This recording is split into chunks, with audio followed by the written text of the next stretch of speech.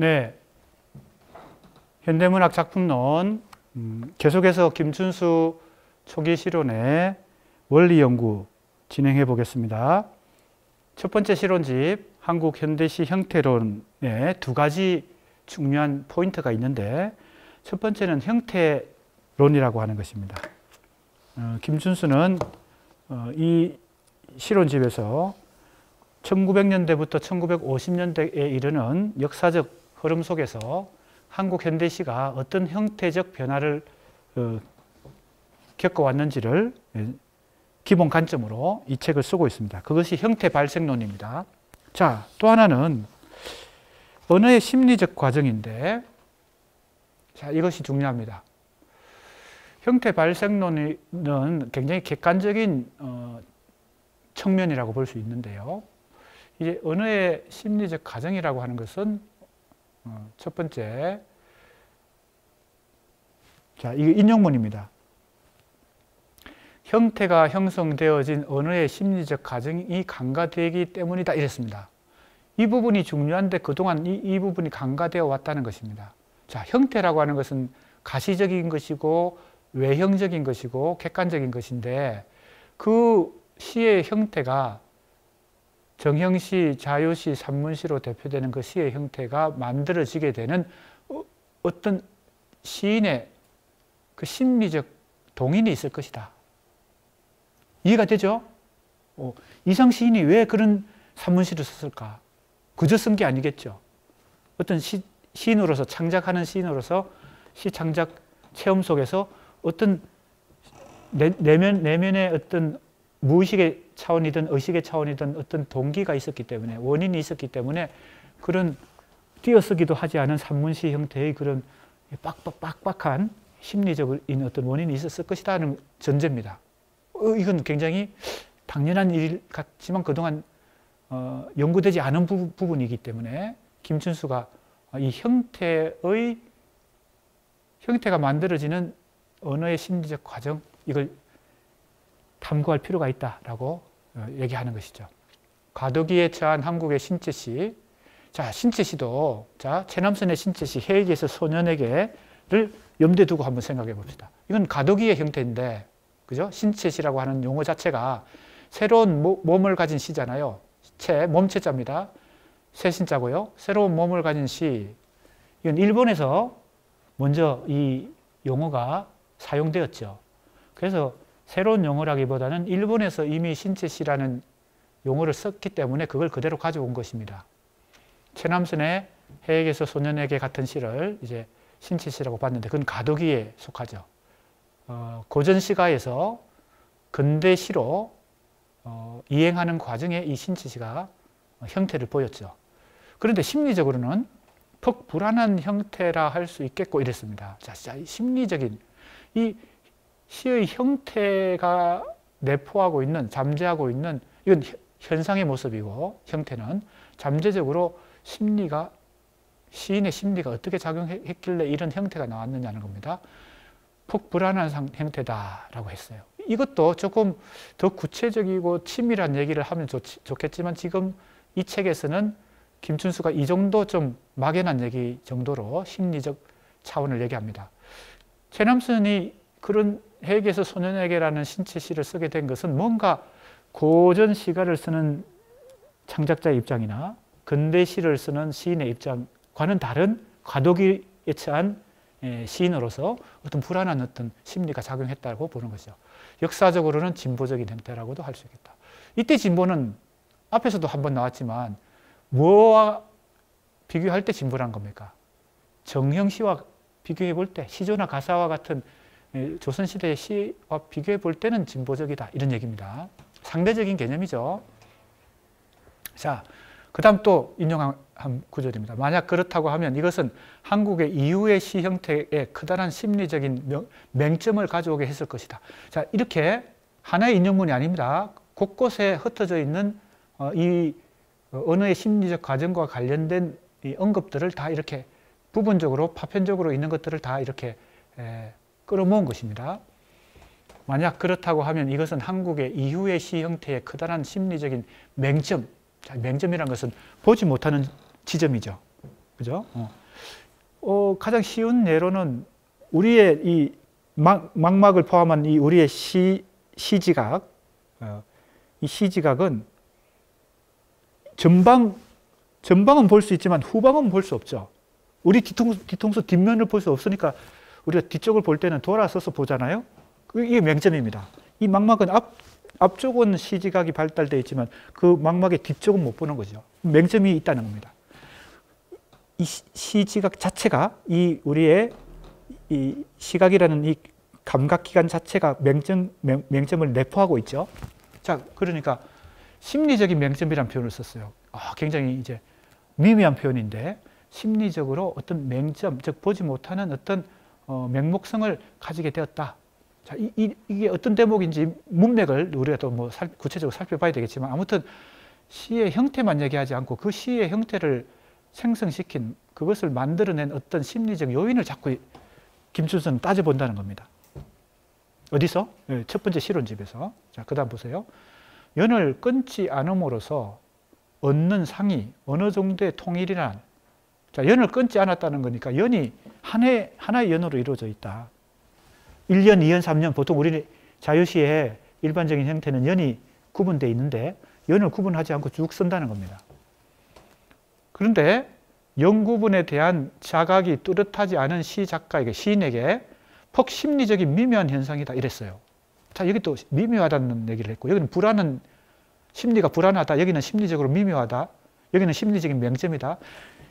명확한 개념적, 학문적, 즉 지적이고 학술적인 용어를 쓰기보다는 약간 비유적인 표현을 쓰면서 이 언어의 심리적인 작용에 대해서, 즉 형태에 작용하는, 형태를 만들어내는 시인의 심리적 역학관계에 대해서 지금 계속 관심을 갖고 있습니다. 김춘수는. 자, 이 지점을 우리가 내가 이제 이 논문을 쓰면서 포착을 한 거죠. 그래서 이 언어의 심리적 과정이 두 번째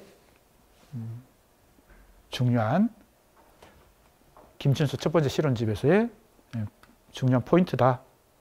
이렇게 보았습니다.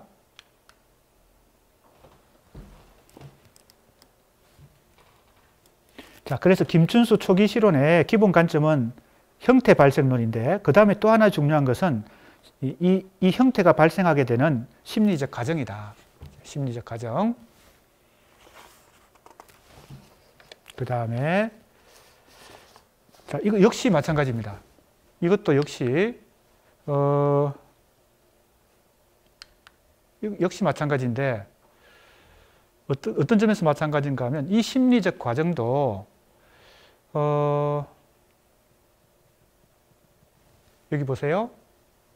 개별 시인의 창작 심리, 즉 한 시인이 시를 만들어내는 그 창작 심리라기보다는 정형시나 자유시, 산문, 운문이라는 장르적 차원에서 시가 이 형태가 만들어지거나 양식이 만들어지는 차원의 심리적 과정이니까 이건 계통 발생의 언어 심리입니다. 한 개인의 차원이 아니고 시라고 하는 역사적 차원에서, 그죠? 계통 발생의 차원에서, 개체 발생이 아니고 계통 발생의 차원에서 심리적 과정입니다. 다시 말해 시의 형태가 장르적으로 형성되는 언어의 심리적 과정을 중시하는 것이 김춘수 초기 실론의 기본 관점입니다. 이 두 번째 관점인데, 자, 요게 핵심 요지문입니다. 시의 형태가 장르적으로 혹은 양식적으로 형성되는 언어의 심리적 과정을 중시합니다. 자, 그렇다면 두 가지 이제 기본 관점을 우리가 확인한 셈인데요. 이런 전제 하에서 김춘수는 시의 형태를 자연 발생적 감성적인 것과 기교적 논리적인 것의 두 갈래로 다시 파악합니다. 그때 이제 두 가지 유형이 있다는 거죠. 자, 어떤 점에서 두 가지 기본 관점을 결합시킵니다. 첫 번째는 형태 발생론입니다. 형태가 어떻게 발생하느냐. 두 번째, 그 형태 발생의 심리적 과정이 중요하다. 이 두 가지를 결합하면 한국의 현대시가 두 가지 유형으로 분류할 수 있는데 뭐예요? 자연 발생적인 것, 그죠? 자연 발생적인 것. 그래서 그건 감성적인 것이다. 주로 이것은 서정시에 해당됩니다. 혹은 낭만주의 시에 해당되는 시를 이렇게 볼 수 있죠. 자연 발생적인 감성적인 시다. 자, 언어의 심리적 과정까지 포함해서 얘기하는 것이죠.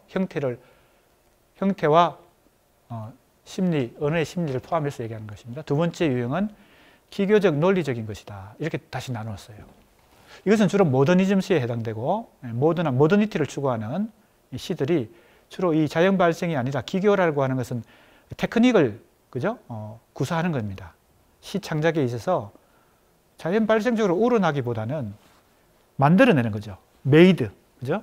잘 만들어내야 되는 것이죠. 시 창작을 할 때 언어를 잘 구사해서 그래서 시적 언어를 갈고 닦아서 기교적으로 그리고 논리적으로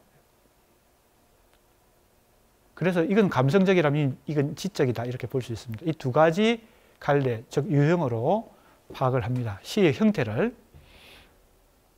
그럼 지금 우리가 시의 형태를 일반적으로 구분하는 정형시, 자유시, 산문시하고는 다른 구분을 하는 것이고 왜 이런 구분을 정형시, 자유시, 산문시라고 시의 형태를 구분하면 되지 왜 이렇게 다시 구분하느냐 이걸 결합했기 때문이죠. 형태 발생에다가 그 형태 발생의 심리적 동인을 그죠? 심리적 과정까지 결합해서 설명을 하려고 하니까 다시 두 가지 유형으로 나눠지는 것입니다. 무엇에? 한국 현대시의 형태가 자연 발생적인 거, 감성적인 것과 기교적이고 논리적인 것 이렇게 되는 것이죠. 그래서 전자는 뭐 한국시만 그런 게 아니고 일반적인 경우를 다 포함해서 일반론으로 얘기하는 것입니다. 전자는 동서를 막론하고 정형시가 형성되기까지의 시의 형태다. 이건 정형시의 차원이고요. 후자는 정형시가 형성되면서부터의 시의 형태다. 이렇게 얘기합니다. 정형시 이후의 시들은 기교적 논리적이다. 이것도 크게 어렵지 않습니다. 크게 새로운 것도 아닐 수 있습니다. 자, 그 다음 봅시다.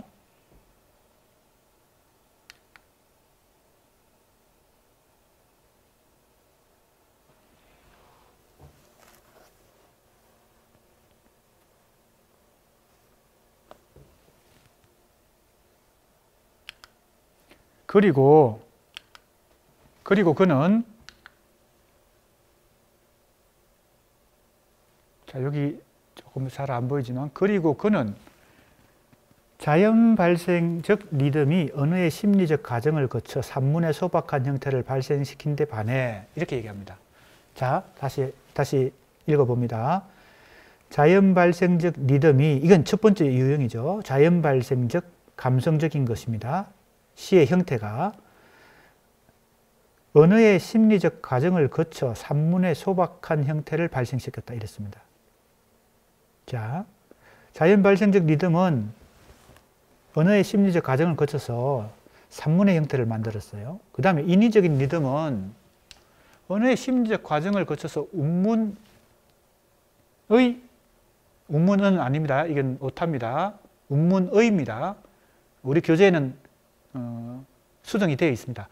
운문의 회귀적인 리듬을 발생시켰다. 자, 여기서 중요한 김춘수 실론의 어떻게 보면 핵심 포인트를 찾을 수 있습니다. 자, 자연 발생적 리듬은 심리적 과정을 거쳐서 산문이 됐고 인위적인 리듬은 심리적 과정을 거쳐서 운문의 회귀적 리듬을 발생시켰어요. 굉장히 이것은 상식을 뛰어넘는 얘기입니다. 우리의 통념을 뛰어넘는 거예요. 자, 보세요. 인위적인 리듬이 아까 앞에서 얘기했던 바로 그 자연 발생적인 것이 아닌 거죠. 자연 발생적인 것이 아닌 기교적 논리적인 것입니다. 인위적인 리듬이니까 그죠? 자연 발생적이지 않은 것이죠. 그리고 기교적이고 논리적인 것인데 그것이 언어의 심리적 과정을 거쳐서 오히려 운문이 만들어졌어요. 산문이 아니고 자연 발생적인 리듬은 오히려 산문을 만들었고 인위적인 리듬은 오히려 심리적 과정을 거쳐서 운문을 만들었는데 그 운문이 회귀적인 리듬이라는 겁니다. 왜 회귀적인 리듬이에요? 운문이라고 하는 것은 갈수록 정형시가 자유시로, 자유시가 산문시로 되는 이 시의 역사적 전개 과정 속에서 산문화되어 가는 과정, 역사적 흐름 속에 역행하는 거니까. 오히려 운문이 회기적 리듬을 가졌다는 겁니다. 이 부분이 김춘수의 어떻게 보면 독창적인, 독자적인 이론이다 이렇게 볼 수 있습니다. 물론 이것은 한국 현대시의 흐름, 역사적 전개 전체를 관찰한 그죠? 결과 나온 얘기지 그냥 머릿속에서 뜬금없이 나온 건 아니겠죠. 그래서 이것이 과연 얼마나 설득력이 있는가 하는 점을 우리가 검토해 봐야 될 텐데, 아무튼 이런 주장은 상당히 뭡니까? 독자적인 주장이다. 그래서 오히려 이 부분이 김춘수 첫 실론집에서는 우리에게 굉장히 중요하다. 왜? 누구나 통념적이고 상식적으로 그렇게 생각하는 걸 또 주장하는 것은 그죠? 비중이 없고, 아무도 그렇게 생각 안 하는 걸 주장하는 것이 우리는 주목해야 되니까요. 거기에 비중을 두고 주목해야 되니까요. 자, 그래서 이 부분이 우선은 중요한 부분이다라는 것이고요. 자연 발생의 리듬은 오히려 산문을 발생시켰고, 그 다음에 인위적인 리듬은 오히려 운문의 회기적 리듬을 발생시켰다. 그 다음 보세요. 한국 현대시 형태론에 내재된 구성상의 결절점. 자, 이게 모순이 부딪히는 점이라고 아까 내가 보충 설명을 좀 했습니다. 이게 뭐 여러 가지 다른 의미로도 이 용어가 사용될 수 있겠지만, 내가 지금 이 논문에서 결절점이라고 하는 것은 뭔가 모순되는 이율 배반적 주장이 충돌해서 상충해서 드러나는 지점, 이런 뜻입니다. 매듭으로 드러나는 지점. 살펴보자. 김춘수가 시의 형태적 변모의 관점에서 한국 현대시의 발전 단계를 시기 구분하면 이렇게 정리할 수 있습니다. 물론 명확하게 얘기하지 않고 있는데 그걸 다 정리하면 그렇다는 거죠. 그래서 암시를 받을 수 있다. 이런 문장을 썼습니다. 첫 번째, 6단 최남선이죠. 창조에서 주요한의 창조지 전까지 이랬어요. 그러니까 이거는 신시란 용어를 썼습니다. 신체시란 용어를 쓰지 않고 신시, 새로운 시다. 용어를 이렇게 구사하고 있습니다. 한국 신시의 제1기 최남선에서 주요한까지입니다. 주로 이 창조라는 이 동인지를 통해서 이것이 전개되었기 때문에 창조가 강조되고 있습니다. 그 다음에 창조지 이후에 김소월까지를 2기로 봤어요. 한국 신시에. 자, 김소월이 그만큼 중요한 결절점이다. 결절점이라기보다는 중요한 어떤 신이다 볼 수 있고요. 세 번째는 김소월 이후의 현재라고 하는 것은 이 책이 쓰여진 1958년 정도까지겠죠. 이 글이 쓰여지는 1958년. 그러니까 김소월 이후에 지금 한국의 시를 3기로 봤어요. 자, 그러면 이렇게 보는 것은 한국 현대시의 형태를 기준으로 시기 구분을 한 것입니다. 자, 그래서 이제 분석을 해보면, 해석을 해보면, 자, 첫 번째 시기는 신체시, 소위 말하는 우리가 신체시에 해당되는 시기고요. 김춘수는 신체시라는 용어를 쓰지 않고 있습니다만, 신시라는 용어를 계속 공통적으로 쓰고 그냥 1기, 2기, 3기로 하고 있습니다. 자, 2번 시기는 여기 우리가 흔히 말하는 자유시 시기입니다. 그거 시험기입니다. 자유시를 시험하는 단계고요. 3번에 가서 본격적인 자유시 혹은 산문시도 여기서 나오기 시작하는 시기입니다. 그래서 1기, 2기, 3기. 그런데 김춘수는 한국 현대시사를 정형시의 운율로부터 탈피하여 신체시, 그 다음에 자유시, 산문시로 발전하는, 이거는 뭐 김춘수만 그렇게 생각하는 게 아니라 대체로, 그죠? 대체로 많은 사람들이 그렇게 보죠. 그래서 여기 보면 정형시로부터 탈피해서 신체시, 자유시, 산문시로 발전돼 가는 진보의 과정으로 파악한다. 또 진보란 말이 나왔어요. 그러니까 시가 운율로부터 벗어나는 거, 이것이 오히려 김춘수가 볼 때는 진보다 이렇게 얘기하고 생각하는 것입니다. 자, 진보에 긍정적인 의미 부여가 들어있는지 아니면 객관적인 용어인지 이것도 우리가 따져봐야 돼요. 우리 수강생들도 같이 한번 나하고 생각을 해보기로 합시다. 한편 김춘수는 시 형태상의 변모의 관점에서 한국 현대시의 발전 단계를 다음과 같이 세분하여 목차를 구성한다 했어요. 더 세분했습니다. 아까 그거는 1기, 2기, 3기로 큰 틀로 시기 구분한 것이고, 이제는 아주 더 세분을 했는데, 자, 이 세분을 한 것하고 큰 틀로 구분한 것하고를 이제 같이 생각해 보는 겁니다. 첫 번째, 현대시 전야 그랬어요. 창작가사, 신체시. 자, 신체시 이전에 가도기적 시 형태로 가사라는 게 있었는데, 조선시대 가사하고는 또 다른 모습을 보였던 창작가사까지 포함해서 신체시. 이것이 현대시의 전 단계다. 물론 이제 고전시가까지 포함하면 가덕이죠. 가덕이라고 볼 수 있고. 그다음에 자유시 초기 동인지 시대인데 1910년대 창조, 백조, 폐허 등등. 그다음에 여기 3번이 중요합니다. 이상한 현상 하나 그랬어요. 김소월의 시 형태. 역시 형태에 방점이 찍혀 있습니다. 김소월의 뭐 시의 의미가 어떻고 시의 주제가 어떻고 그런 내용적인 측면이 아니고 시의 그 외형, 형태적 측면에서 김소월은 이상한 현상이란 겁니다. 왜? 이 1번부터 8번까지 전개돼 가는 이 한국 현대시의 형태 변화 속에서, 형태 발생론 속에서 김소월의 시는 상당히 돌연변이라는 뜻입니다. 이상한 현상 하나. 자, 이 지점이 우리가 주목해야 될 지점이에요. 김순수가 김소월을 상당히 특이하게 봤다는 겁니다. 어떤 점에서? 시의 형태적 측면에서. 다음에 30년대로 들어가서 시문학파가 등장하죠. 30년대 시문학파의 자유시. 그 다음에 27년부터 37년에 아류 모더니즘이랬어요. 와, 그러니까 이때 30년대 모더니즘을 아류로 봤어요. 김춘수가 볼 때는.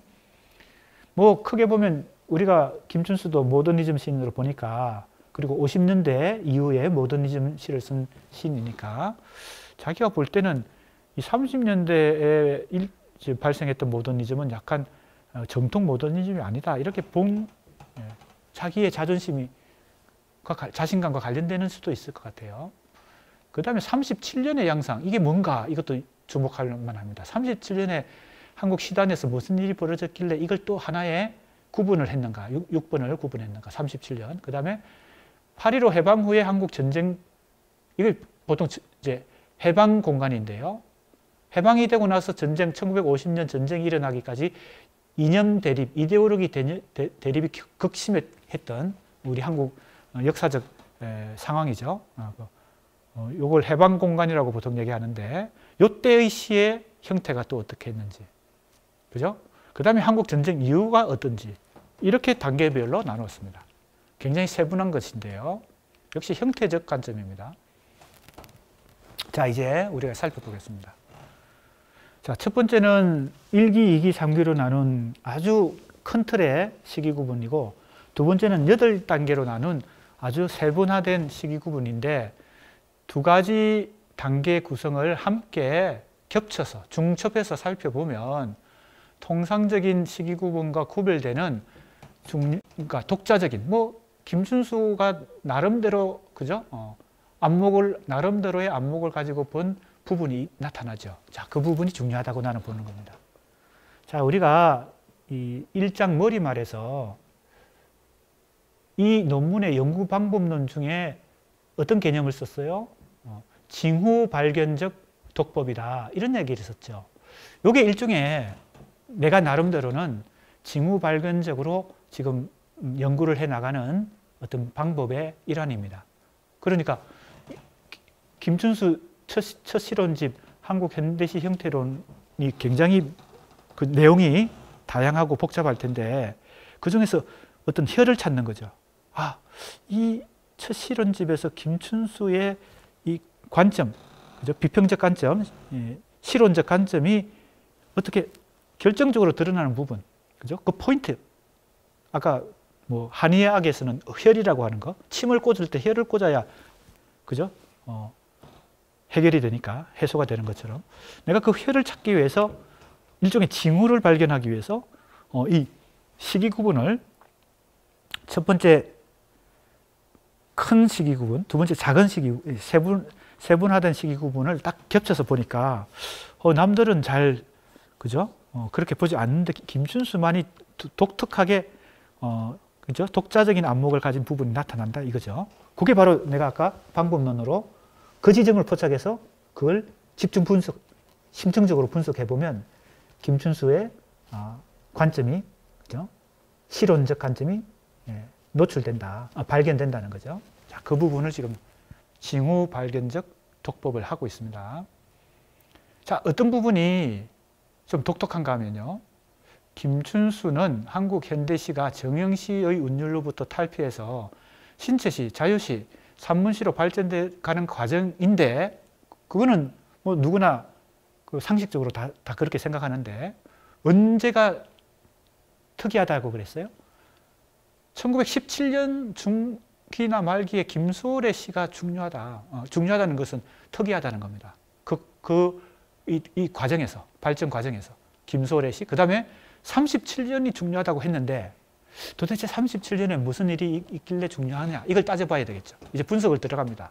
이 두 항목은 김춘수 초기 시론인 시 형태론에 있어서 핵심적인 초점, 내가 볼 때는 혈이다. 이게 혈이다. 그래서 징후 발견적 독법을 시도하는 겁니다. 전자가 정형시, 신체시, 자유시, 산문시라는 직선적인 발전 단계론의 균열을 노출시킨다. 자, 보세요. 1917년이면 이미 주요한의 시절도 자유시 실험도 끝났고 이제 자유시가 더 보편화된 시기이고 1917년이니까 한용운이 님의 침묵을 쓰고, 그죠? 그 시기입니다. 바로. 그러니까 1910년대 후반, 중기, 후기. 근데 김소월의 이 시는 이 시대가 보편적으로 보여줬던 이 정형시에서 벗어나서 신체시에서 또 벗어나서 자유시가 풍부하게 보편화되던 이 시기에 오히려 김소월의 시는 역행했다는 겁니다.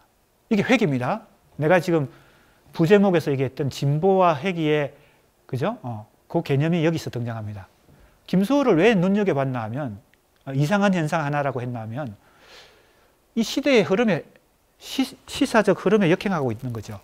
자유시가 팽배했던 시대에 다시 정형시로 돌아가는 시를 썼어요.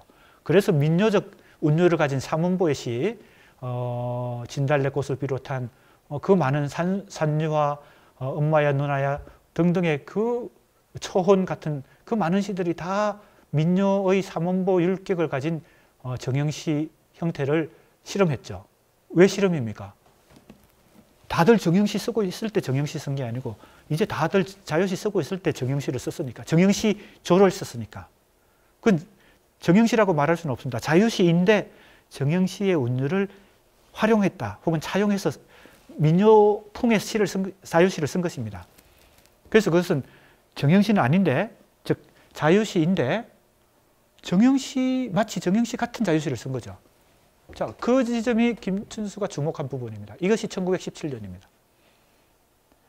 직선적 발전 단계의 균열을 노출시키는 딜레마에 해당된다. 자기 이론, 뭐 꼭 이건 자기 이론이라기보다는 보통 많은 사람들이, 많은 이제 실론가들이 다 공통적으로 인정하는 한국의 현대시가 과거의 정형시로부터 신체시, 가도기를 거쳐서 자유시 단계로 와서 산문시로까지 전개된다. 이걸 뭐 진보로 볼지 발전으로 볼지 단순한 그냥 흐름으로 과정으로 볼지, 이거는 의미 부여는, 그죠? 긍정적이냐 뭐 부정적이냐, 이거는 가치 평가는 다를지라도 그 사실관계는 다 누구나 동의하는데, 김춘수가 볼 때 이 1917년 김소월 현상이 상당히 중요하다는 거죠. 이거는 결론부터 얘기하면 이거는 회귀에 해당된다. 그죠? 회귀. 후자는 그것의 완결성을 입증하는 논리적 입각정에 해당된다 했어요. 후자가 바로 1937년입니다. 자, 이 37년에 대해서 우리가 살펴볼 필요가 있어요. 따라서 이것은 형태 발생론과 언어의 심리적 과정이라는 두 기본 관점을 전제로 김소월의 시와 1937년이라는 두 가지 결절점, 자, 이게 결절점입니다. 내가 볼 때 이 모순되는 두 가지가 이 한국 현대 시사의 전개 과정에서 돌출했던 부분, 그죠? 서로 상충하는 어떤 논리적 균열이 돌출했던 부분이 1917년 김소월의 시와 1937년이다 이거죠. 이거 김춘수가 그렇게 강조한 건 아닌데, 내가 김춘수의 이 첫 실론집을 징후 발견적 독법으로 읽어가니까 이게 내 눈에 띈 것입니다. 이 두 가지가 결절점이다. 그렇다면 이 두 가지가 한국 현대시 형태론에 이해하는데 중요한 원리가 된다. 구조화 원리가 된다. 이렇게 볼 수 있습니다. 자, 그래서 이제 다음 장으로 넘어가는데요. 다음 장에서 이제 더 구체적으로 이 두 가지 결절점에 대해서 살펴보려고 합니다.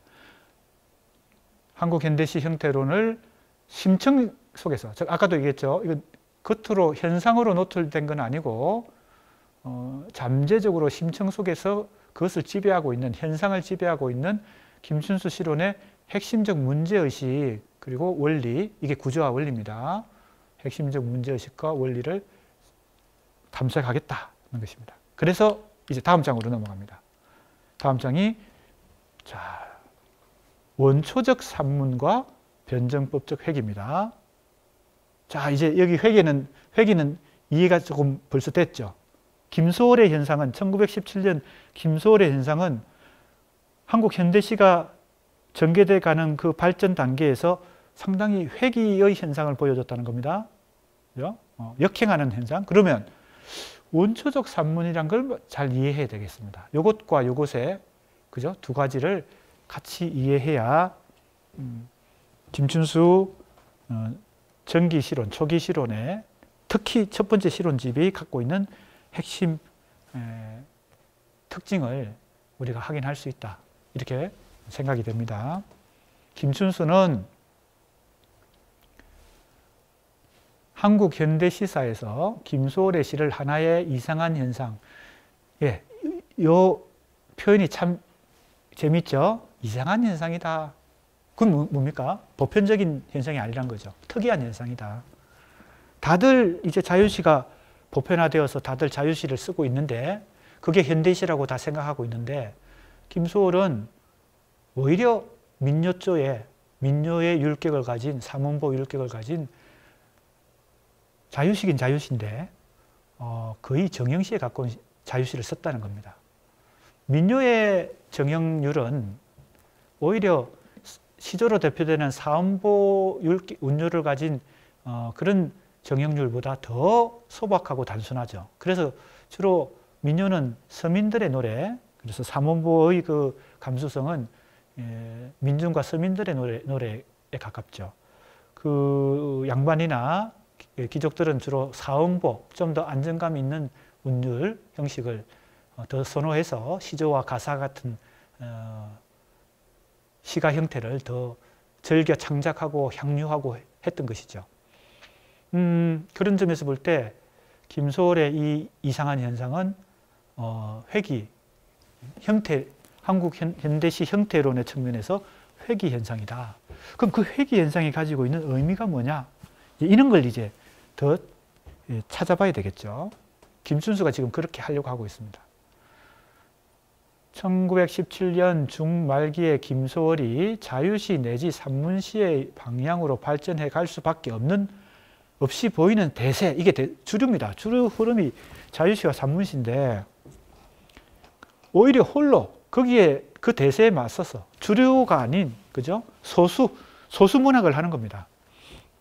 홀로 전통적인 방향으로, 전통적 방향이 바로 회귀하는 방향이죠. 과거로 가는 방향이죠. 그렇게 발전해 갈 수밖에 없는 듯이 보인 대세에 맞서 홀로 전통적 정형률, 이게 정형시입니다. 정형시는 아닌데 정형률을 자유시에 실험을 했죠. 적용을 했죠. 그게 특이하다. 그는 김소월이 행구분의 입체적 설계에 의해, 자, 이 부분도 잘 보세요. 김소월 그렇게 소박한 민요조의 시인 같지만 굉장히 그 시 형태를 갈고 닦아서 설계해서, 계획적으로 설계해서 시를 썼다고 보는 겁니다. 김춘수는. 보세요. 김소월이 행구분의 입체적 설계에 의해 심서는 요즘 말로 하면 정서입니다. 정서. 마음심자고, 그죠? 정서할 때 썼자니까. 정서의 묘미를 운율에 담는 데 효과를 냈다. 그러니까 행 구분을 아주 교묘하게 함으로 해서, 입체적으로 함으로 해서 정서를 아주 미묘하게 표현했다. 묘미를 아주 그래서 뭐라고 할까요? 서정시의 묘미를 잘 살렸다. 그것도 운율의 효과죠. 김소월에 와서 한국시의 전통적 율조는 새롭고 완미한 것으로, 완미라고 하는 것은 완성도가 높아졌다는 겁니다. 그죠? 세련됐다. 간단하게 얘기하면 세련된 것으로 지향이라는 말을 썼습니다. 변증법적 용어죠. 앞에서도 여러 번 나왔던 그 지향이 아니라 지향입니다. 아직까지 시 형태미에 있어서, 자, 형태미, 형태의 아름다움, 형태의 미학에 있어서 소월을 넘어설 만한 것이 한국의 신시에는 나타나지 않고 있다라고 아주 크게 칭찬했다는 겁니다. 누가? 김춘수가. 김춘수가 김소월을 높이 칭찬했다. 이게 조금 뜻밖이죠. 왜? 김춘수는 모던한 시인이고 모더니즘 대표, 그리고 순수시의 극단인데 무미시를 주장하고, 김소월을 굉장히 높이 평가하고 형태미, 게다가 김소월의 한해 정서라든지 민요의 그 주제라든지 한국적 전통을 잘 표현했다. 이런 뜻에서, 이런 의미에서 높이 평가한 게 아니고 어떤 점에서 시의 형태미에 있어서, 지금까지 아무도 그를 따를 자가 없다. 이렇게 높이 평가하는 겁니다. 상당히 뜻밖이죠. 그만큼 김춘수의 관점은 시의 형태에 대한 객관적인, 그죠? 이 평가에 있고, 김소월이 아무리 민요조의 주제와 전통적 한해 세계를 노래했다 해도 모더니즘 시인인 김춘수가 그거는 그것대로 그저 평가하지만 이 형태, 시의 형태 면에서 김소월이 가지고 있는 그 가치를 높이 평가한 것입니다. 아직도 아무도 김소월의 형태미를 따를 자가 없다. 다른 시인이 없다는 겁니다. 자, 그러면 이 김춘수가 김소월을 보는 관점을 더 우리가 유심히 봐야 될 것 같습니다. 봅시다. 한편 그는 김소월이 외래조류의 잡음의 길을 막고 돌아앉아. 자, 외래조류란 게 이제 서구 문학이겠죠. 서구 사상과 서구 문학이 다 포함될 텐데 특히 서구 문학이라고 봅시다. 더 좁히면 서구시겠죠. 서구시의 잡음의 길을 막고 돌아앉아 고양이 부른 소리에 귀를 기울임으로써, 자, 이건 전통적 정서를 노래했다. 이거 전통 서정시다. 이것은, 그죠? 아까도 얘기했지만 내용적인 측면입니다. 형태적인 측면은 또 형식적인 차원이 있으니까 시 형태와 함께 시 정신마저 기마가 버렸다는 약간의 비판을 덧붙인다 이랬어요. 자, 그러니까 시의 형태미에 있어서 김소월은 아주 높은 수준에 있었지만 이렇게 시의 내용면에 있어서 너무 폐쇄적이고 전통적인 관점에 머물러 있었기 때문에 시의 형태도 더 높은 수준에 이르지 못하고 시의 정신까지도 기마가 버렸다. 그리고 이제 이건 약간의 비판이죠. 비판을 또 덧붙입니다. 아쉬움이 있지만 김소월은 형태미는 아주 뛰어났다. 이렇게 보는 겁니다. 자, 이제 여기서 내가 이제 분석하는 겁니다. 여기까지는 김춘수가 이렇게 김소월을 평가하는 대목입니다. 이건 내 의견이 아니에요. 자, 여기서 주목할 점은 김소월의 시 형태와 시 정신에 대해 언급하고 있는 부분입니다. 형태만 얘기하지 않고 또 시 정신에 대해서 얘기하고 있죠. 그죠? 이런 부분에서 고향을 부른다라든지 길을 막고 돌아앉았다. 이런 것은 시인의 시 정신 혹은 시인의 태도, 시인의 삶의 모습 다 포함되는 것입니다. 형태라고 하는 시의 형식적인 측면만 얘기하는 게 아니는 거죠. 김소월의 시에 대한 김춘수의 이중적 평가는, 자, 내가 왜 이중적 평가라고 했을까요? 시 형태에 있어서 거의 최고봉이다라고 얘기했는데 아무도 따를 자가 없으니까. 그런데 시의 내용적, 시 정신에 있어서는 너무 고답적이다. 그죠? 너무 전통으로 돌아가려고 했다. 그래서 아쉽다라고 비판을 붙였으니까 이게 어찌 보면 이중적 평가인데 형식은 형식대로 높이 평가하고 내용은 내용대로 문제점이 많다고 얘기했으니까 어찌 보면 이중적 평가인데, 다음 구절에서 좀 더 복잡한 굴곡으로 나타난다. 좀 더 복잡한 어떤 양상으로 나타납니다. 한번 보겠습니다. 이건 인용한 부분입니다. 인용한 부분이에요. 소월에 대해서 얘기합니다. 소월은 너무나 제 주관을 고집한 것 같다. 자, 주관. 역사의 혼탁기에 있어 소월과 같은 사람은 응당히 있을 수 있는 일이겠으나 그것이 유일한 태도라고 착각할 적에 혼탁보다는 더 따분한 것이 온다. 혼탁한 건데 역사의 혼탁기에 어떻게 대응하는 대처하는 것이 시인으로서 더 바람직한가? 이것은 입장 차이가 있을 수 있습니다. 그죠? 전통적인 것을 고수하는 게 더 좋다. 아니면 더 모더니티를 추구해야 된다. 이게 여러 가지 입장 차이가 있을 수 있습니다. 그래서 우리는 그걸 정답이라고 생각하면 안 되고 김춘수가 보는 관점은 그렇다는 겁니다. 김춘수는 소월의 그런 삶의 태도와 시 정신은 주관을 고집함으로 해서 역사의 혼탁기에 따분한 것이었다는 거죠. 그래서 정체라고도 할 수 있고 고요하고 외로운 수면 상태, 잠자는 상태다. 그리고 그건 왜 외롭습니까? 대세에 저항하는 거니까요. 역사의 선에 따라 저항은 해야 할 것이다. 저항도 필요한데 한국의 신시에 있어서 소월의 시 정신, 자, 소월의 시라고 그러고 가로고 시 정신의 바탕과 시의 소재와 시 형태라 그랬어요. 자, 이렇게 구분합니다. 시 정신의 범주가 있고 그것이 바탕을 이룬다는 얘기죠. 시 정신의 바탕. 그 다음에 시의 소재를 선택할 것이고, 그리고 시의 형태가 나중에 시의 그 구체적인 형식으로 형성화되겠죠. 자, 이 세 가지를 다 이 소월의 시의 세 가지 차원을 다 지금 언급하고 있습니다. 그래서 이 가로가 상당히 내가 볼 때는 중요해요. 김소월의 시를 이 세 가지 차원에서 지금 본다는 겁니다. 시 정신의 바탕, 시의 소재, 시 형태. 자, 한 영혼이다 그랬어요. 한 영혼이다. 상당히 이건 높이 평가하는 겁니다.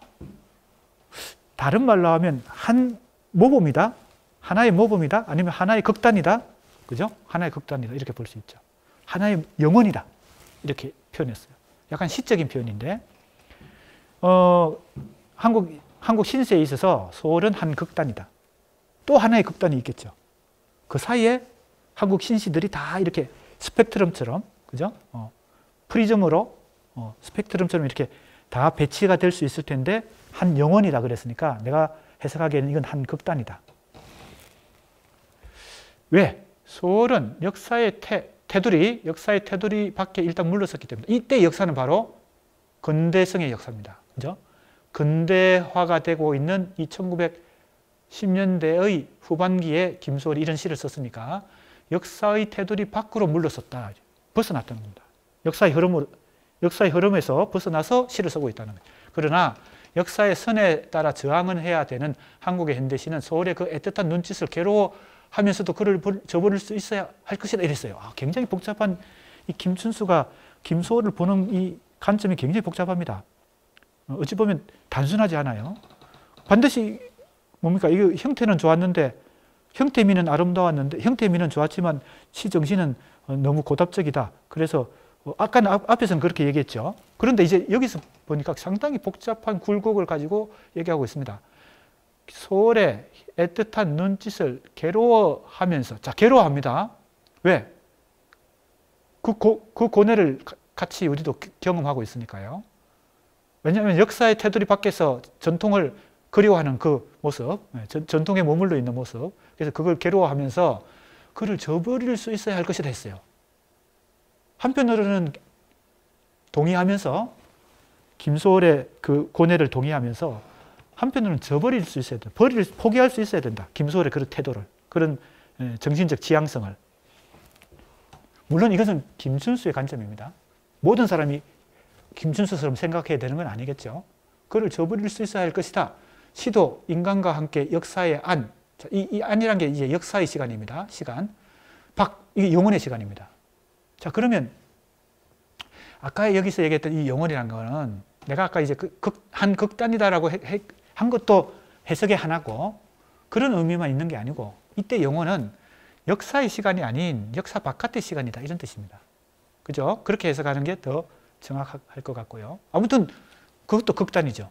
아무도 이 영혼의 차원에서 김소월의 시를 따라갈 시인이 없었기 때문에 김소월의 시는 이 영혼, 즉 역사의 시간이 아닌 역사의 바깥의 시간, 즉 영혼의 시간에서 이면성을 가지고 있다. 이때 이면성 잘 보세요. 이면성. 김소월의 그 고독과 고뇌를, 그죠? 한편으로 우리가 같이 괴로워하면서 한편으로는 포기해야 되는 그런 어떤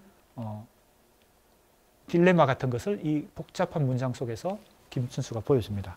자, 그것이 김춘수가 한국 현대시 형태론, 형태 발생론과 왜 두 번째가 언어의 심리적 작용이라는 두 가지를 결합해서 한국 현대시의 형태가 어떻게 전개되고 있는가를 역사적으로, 통시적으로 볼 때 굉장히 중요한 첫 번째 결절점이 된다. 김소월이 그렇다는 겁니다. 1917년에 김소월이 바로 중요한 김춘수의 안목, 김춘수의 관점을 볼 수 있는 굉장히 중요한 지점이다. 이렇게 보았습니다. 우리 수강생들이 김춘수의 시론을 다시 좀 정독을 하면서 내가 미처 해독하지 못한 부분까지 더 징후 발견적 독법을 더 심층적으로 시도해서 내가 이렇게 해석한 것보다 더 좀 새로운 해석을 해보기 바랍니다. 징후 독법이란 것은 그 심층이, 그 잠재적, 비가시적인 그 숨어 있는 그 부분이 어떻게 보면 무한할 수 있거든요. 또 다른 어떤 해석을 도출해낼 수 있는 가능성이 많기 때문에 내가 한 것보다 더 정확하게 해보세요. 김춘수는 한국 현대사와 더불어 현대시사의 흐름이 혼탁해 있다는 전제하에 역사의 흐름을 일면 긍정하고 일면 부정하는 비판적, 그죠? 한편으로는 이 역사의 흐름은 대세다라고 보지만 또 한편으로는 김소월 같은 사람도 있어야 된다, 그죠? 김소월 같은 사람도 필요하다.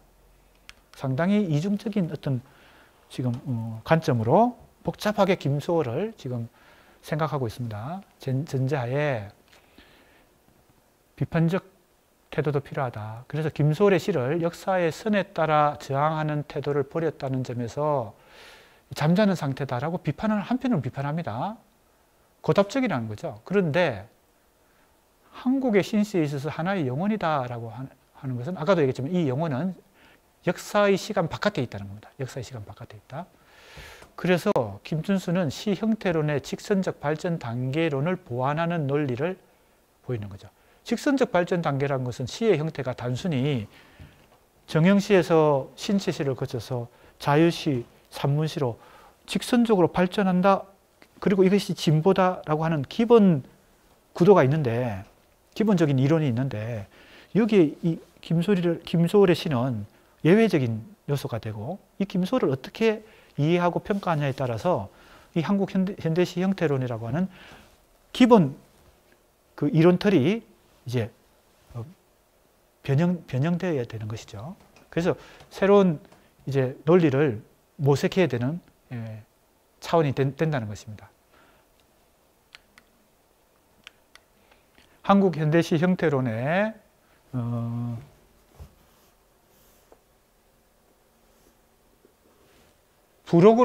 부록입니다. 부록으로 첨부한 시인론을 위한 각서, 그 다음에 거기 부록에 또 어떤 글이 수록되어 있냐면 이 첫 번째 실론집에 내가 소월의 위치를 설정해 보는 것은 시인론을 위한 각서에 이런 문장이 나옵니다. 거기에 또 소월에 대해서 얘기해요. 그만큼 김소월이 이 실론집을 쓰던 시기에 굉장히 고민거리였다라고 볼 수 있습니다. 실론가로서, 비평가로서 굉장히 이 중요한 어떤 지점으로 자기가 이 연구를 했다고 볼 수 있습니다. 자, 보세요. 글의 이름은 시인론을 위한 각서이고요. 거기에 이런 문장이 나옵니다. 내가 소월의 위치를 설정해 보는 것은, 그죠? 소월의 위상을 평가하는 겁니다. 위상을 평가해 보는 것은 내 자신의 자유이고 임무인 것이다. 내가 하고 싶어서 하는데 그건 또 실론가로서 자신의 임무입니다. 왜? 한국 현대시 형태론이라고 하는 이때까지는 한국 현대시를 형태적인 측면에서 연구한 게 아무도 없었으니까 어찌 보면 선구적인 어떤 업적이죠. 그러니까 이제 임무인데 소월에게서 발견되는 문제가 곧 내가 설정해 보는 그의 위치인 것이다. 다시 말해 그의 위치는 곧 나의 문제이다. 그래서 김춘수는 김소월에 그렇게 주목한 것이죠. 그렇게 그 의미부여를 새롭게 해보려고 한 것입니다. 왜? 자기 문제였기 때문에 현대시의 형태론이라고 하는 자기 시 이론의 가장 중요한 위치에 김소월이 있었다는 것입니다. 나의 문제다. 라고 언급했는데 김춘수에게 있어 김소월의 위상에 대한 평가는 실론의 논리적 균열을 노출시킵니다. 그죠? 일단 이렇게 생각할 수 있습니다. 왜? 자기가 기본적으로 설정한 그 논리에는 이 예외니까. 김소월은 어긋나니까. 그럼 이걸 김소월을 어떻게 설명을 잘 해야 자기 논리의 모순을 막을 수 있잖아요. 그러니까 이게 연구를 더 치밀하게 했겠죠. 다른 시인보다 김소월을 더 치밀하게 했겠죠. 그래서 그 자기 실론, 그죠? 이 책에 논리적 균열을 노출시키는 딜레마인데 또 그 평면성을 극복하면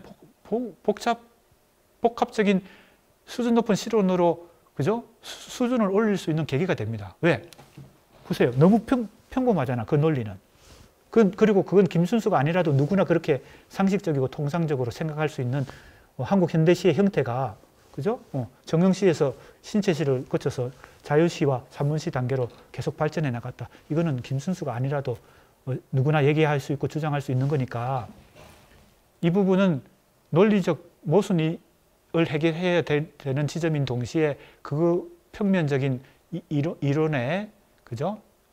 주장을 극복할 수 있는 또 중요한 계기가 되죠. 그래서 이걸 잘 설명하면 이 이론을, 이 모순을 잘, 그죠? 논리적으로 설명을 하면 김춘수의 시론은 상당히 수준이 높아지겠죠. 그죠? 단순한 이론이 아니고 평면적인 이론이 아니라 입체적인 이론이 되겠죠. 그래서 이 부분이 중요하다라고 나도 지금 분석을 하고 있는 것입니다. 그리고 아까 이 부분을 어떻게 해서 포착했어요? 김춘수가 이 실론집에서 정면으로 김소월을 이렇게 언급한 대목은 별로 없기 때문에 아까 얘기했던 한국 신시의 시기 구분 크게 세 가지, 구체적으로 8가지, 그 중에서 이상한, 그죠? 지점이 있죠. 그걸 징후독해적 독보법으로 이제 추적해서 1917년 김소월이 중요하구나. 왜? 김춘수가 실론가로서 이 책에서 성부수를 띄우는 부분이 바로 1917년 김소월입니다.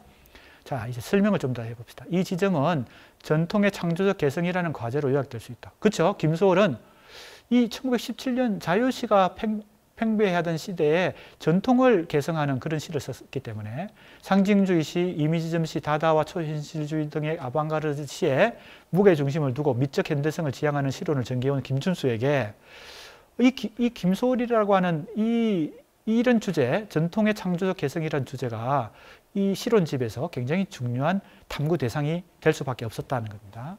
이 과제는 이질적이지만 김춘수에게는 이질적이죠. 김춘수는 모더니티를 추구하는 모더니즘 시인이니까 이런 데 관심이 있었지 이 전통 서정 시에는 관심이 없었단 말이에요. 그런데 김소월을 이제 넘어서야 되니까 김춘수에게 이 과제는 이질적이지만 거부할 수 없는 핵심적 과제였다. 또 하나 주목할 것은 김소월의 시를 시 형태와 형태의 차원에 국한하지 않고 시 정신의 차원과 시 정신의 바탕, 아까도 여기 나왔죠? 가로 안에 있는 거. 소재적 측면까지 고려해서 좀 더 입체적으로 복합적으로 이제 시 형태만을 생각하지 않고 이제 시의 정신과 그리고 소재까지 입체적으로 고려할 수밖에 없는 지금 차원이 됐다는 겁니다. 그래서 그 지점은 이렇게 설명할 수 있습니다. 이것은 김춘수가 시 형태를 단지 표면적 양상만이 아니라 시 정신의 표현 양상으로 간주하면서 내용적 측면까지 고려한다. 일단 그렇죠. 일단 누구나 그렇게 생각할 수 있습니다. 아까 그 가로 안에 들어있는 시 정신으로서 시 정신의 바탕, 그 다음에 시의 소재, 그죠? 그 다음에 시의 형태, 그 세 가지를 김소월 시에서 탐색하려고 했으니까요. 그러면 시 형태, 즉 형식적 차원이 아니라 내용적 측면까지 고려한다. 이건 너무 당연한 얘기고, 또 어떤 측면이 있나 하면 이제 이런 것도 이제 징후 발견적 독해인데, 한국 현대시 형태론의 근간을 이루는 형태의 발생론은 시를 개체 발생의 시각이 아니라 개통 발생의 시각으로 바라보는 것이죠. 이건 지금까지 우리가 이미 공부했습니다. 그런데 김소월의 시를 논의하는 대목에서는 시의 형태와 동시에 그의 시 정신을 얘기하거나 또 이 가로 안에 시 정신의 바탕과 시의 소재까지 다 얘기하면서 영혼이라고 얘기했을 때 이 김소월의 경우는 예외적인 현상으로서 계통 발생으로만 볼 수 없는 시 장르라고 하는, 그죠? 큰 틀에서 형태가 어떻게 전개됐다라는 식으로만 볼 수 없는 아주 특수하고 개별적인 현상이기 때문에, 그죠? 개체 발생적 차원에서 강조한다는 겁니다. 이런 요소를. 시의 정신이라는 것은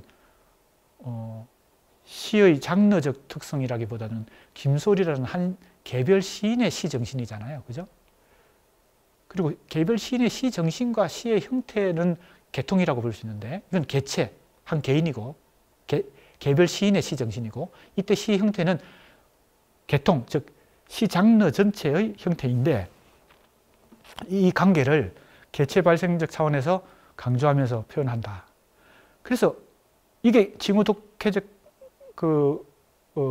뭡니까? 징후 발견적 독법에 또 내가 이걸 한번 시도해 보는 겁니다. 징후 발견적 독해를요. 자, 반쯤 말해진 것 같아요. 이 부분은 내가 이제 포착을 한다면 그런 거죠.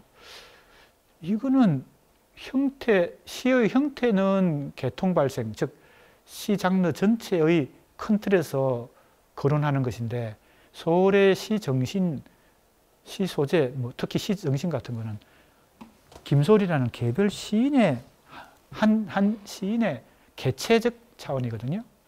그래서 이 두 관점 사이에는 뭔가 모르는, 그죠?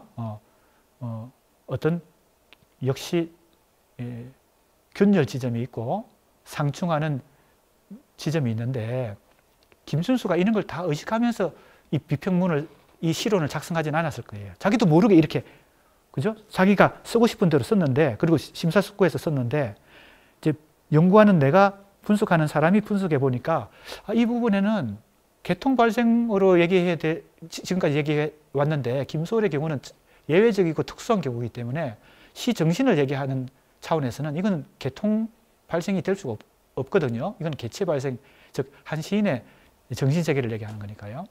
그래서 이게 무의식적 표현이지만, 김순수는 이걸 무의식적으로 표현했지만 내가 볼 때는 이게 충돌하는 지점이 있다는 겁니다. 이게 징후 발견적 독해예요. 김순수에게 있어 김소월의 시 형태는 장르로서의 시의 발전 단계론이라는 개통 발생적, 자, 내가 설명한 대로입니다. 개통 발생론적 관점으로 파악하기는 어려운 난제였기 때문에 이랬어요. 이를 설명하기 위해서는 개체 발생, 즉 한 개별 시인의 정신을 언급하지 않으면 이게 설명이 안 되었기 때문에 이렇게 됐다는 겁니다. 자, 그러니까 1917년 김소월의 이상한 현상이라고 한 이유가 어떻게 보면 이 무의식적으로 거기서 또 나온 거죠. 김순수가 연구해 보다 보니까 자기도 논리적으로 이게 자기가 이걸 다 깨닫고 의식적으로 각성하고 김순수가 이렇게 다 서술했는지 그건 확실하지 않지만, 적어도 무의식적으로 그 이상한 현상이라고 표현한 이유는 뭔가가 안 맞는 거죠. 이게 개통 발생과 개체 발생 사이에 뭐가 이게 어긋나는, 핀트가 어긋나는 뭐가 있는 거죠. 이제 나는 그걸 이제 징후 발견적 독해로 한번 포착해 보려고 하는 것입니다.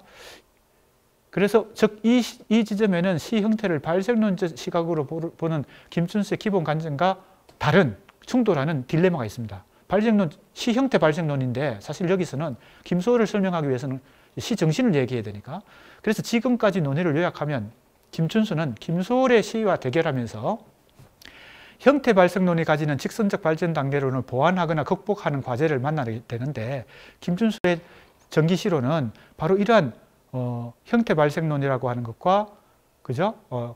시 정신과 관련되는 이런 어떤 차원 사이에 어떤 균열을 포함한 채 이론적으로 발전할 수밖에 없다, 이렇게 보여집니다. 그래서 김춘수 초기 시론은 이제 정의영시, 자유시, 산문시라는 이 형태 발생론과 관련하는 것과 또 이제 운문과 산문의 관계망으로 다시 전개가 됩니다. 자, 지금 형태 발생론이, 형태의 차이가 운문과 산문이라는 더 범주가 포괄적인, 그죠? 운문은 시에 해당되고 산문은 뭐 소설이나 수필에 해당될 텐데, 운문과 산문의 그 원리 차이로, 원리에 대한 관계로 전개가 됩니다.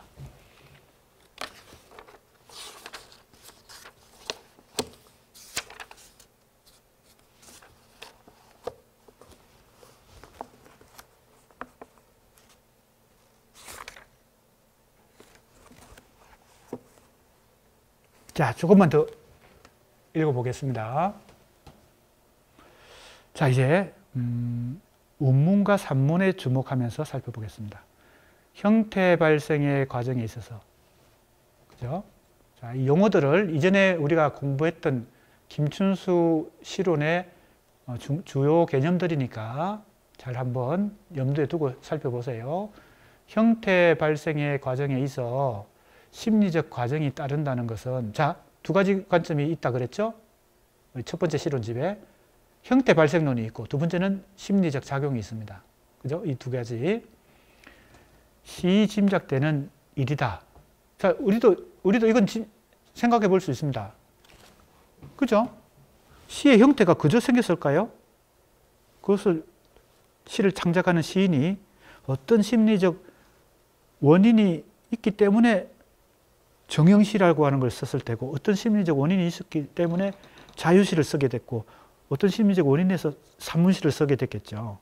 그죠? 물론 이것은 통시적인, 즉 시대적 흐름에 따른 시대 정신과도 관련되고, 한 개인의 개별적인 시 정신, 김소월의 경우는 그랬죠. 개별적인 시 정신이지만 전체적인 시대 정신의 흐름이기도 한 것이죠. 그래서 이것은 이미 우리가 앞에서 공부한 겁니다. 형태 발생에 심리적 과정이 따른다, 작용한다는 겁니다. 개입한다, 뭐 이렇게도 볼 수 있습니다. 쉽게 짐작할 수 있는 일이다. 산문이 가진 자연 발생적 리듬은, 자, 이게 앞에서 한번 나온 겁니다. 자, 이게 중요해요. 산문이 가진 자연 발생적 리듬은 이랬어요. 이것이 형태화할 적에 있어 어디 갔어요? 다스려지지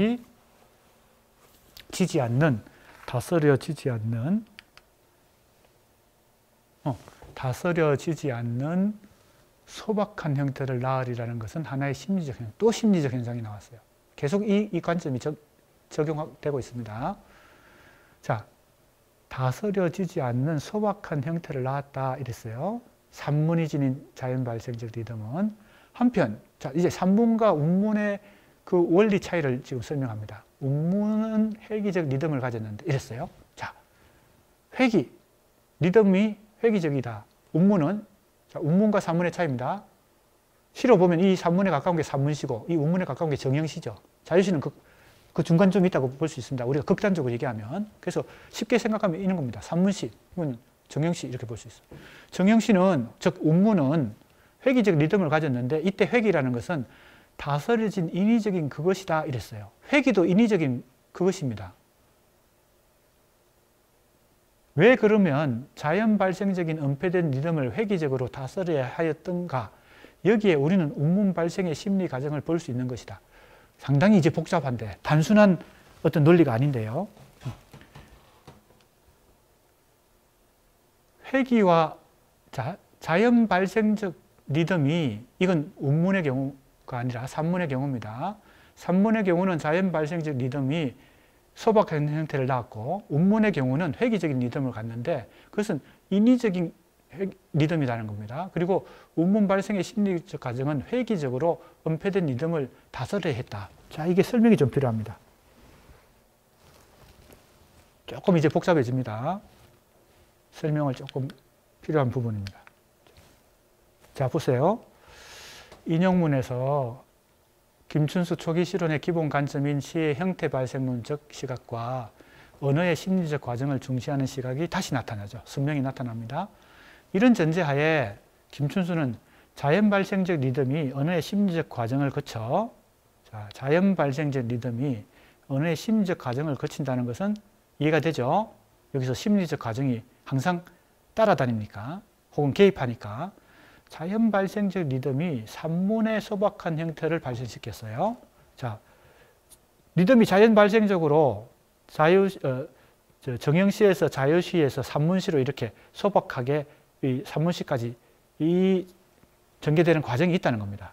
이게 어떻게 보면 통시적인 역사적인 시의 형태적 과정이죠. 형태의 전개 과정이죠. 이것은 자연 발생적인 리듬이 언어의 심리적 과정을 거쳐서 산문의 소박한 형태를 발생시키는 것입니다. 이것은 아까 앞에서 여러 번 김춘수가 얘기했던 것으로 따지면 발전 과정이고 오히려 진보의 과정이죠. 이거는 순행 과정입니다. 순행, 역행이 아니고 순행 과정이에요. 산문으로 되어가는 과정입니다. 산문, 간단히 얘기하면 산문화 과정입니다. 산문화, 산문의 소박한 형태를 발전시켰습니다. 그죠? 자연 발생적 리듬이 산문의 소박한 형태를 발전시켰어요. 그런데 인위적인 리듬은 언어의 심리적 과정을 거쳐 운문이 회기적 리듬을 발생시켰다. 이렇게 했어요. 이거 운문의입니다. 운문의 회기적 리듬. 그러면 회기적 리듬이 자연 발생적 이 발전 단계 속에서 김소월을 특징적으로 생각해 보세요. 김소월이 쓰는 이 시라고 하는 이 운문이라고 하는 것은 오히려 회기적인 역행 과정을 밟았다는 겁니다. 무엇이? 인위적인 리듬이. 왜 인위적입니까? 1917년 당시에는 민요가 유행하거나 전통적인 시가가 노래 많이 불리지거나 이런 시절이 아니기 때문에 자유시가 더 팽창하던 시기에 인위적으로 각으로 회귀했다는 겁니다. 인위적인 리듬이 언어의 심리적 과정을 거쳐서 운문으로 회귀했다. 이 두 가지가 있습니다. 하나는 순행이고 하나는 역행입니다. 자, 이것 사이에 이제 메커니즘, 역학관계를 딱 이제 연구해야 되는 것이 지금 김춘수의 입장입니다. 김소월을 중심으로요. 자, 여기서 쟁점이 될 만한 것은 운문의 인위적 리듬을, 자, 운문의 인위적 리듬, 김소월을 생각하면 금방 쉽습니다. 내가 금방 김소월의 시가 왜 인위적 리듬인가 그랬죠. 왜 인위적 리듬인가? 아니, 민요조는 자연스러운 우리 민족의 민요적 리듬인데 왜 인위적이라고 했을까? 그것은 시대의 대세와는 어긋나는 것이기 때문에. 그런데 그것이 회귀적인 모습을 갖고 있는 것이죠. 주류, 시대의 흐름, 대세의 주류에 따라가는 것은 쉬운 것이지만 그것에 역행하는 것은 쉽지 않은 일이죠. 고독한 일이죠. 외로운 일이죠. 김소월의 삶도 그렇게 고독하고 외로웠을 텐데 시 창작 신으로서의 삶도 이런 이유에서 외로웠다고 고독했다고 볼 수 있겠습니다. 회귀적이라고 보는 관점인데 과연 운문의 인위적 리듬이 자연 발생적인 것은 자연 발생적인 은폐된 리듬을 회귀적으로 다스린다는 말은 의미는 무엇일까? 자, 앞에서 이미 나온 얘기인데 김춘수가 자, 여기서부터 또 중요한 얘기가 이제 전개되기 때문에 우리 여기까지 오늘 하기로 하고 다음 주에 오늘의 이 공부를 토대로 더 좀 김춘수 시론의 중요한 부분들을 학습해 나가도록 하겠습니다. 오늘 여기까지 공부하겠습니다.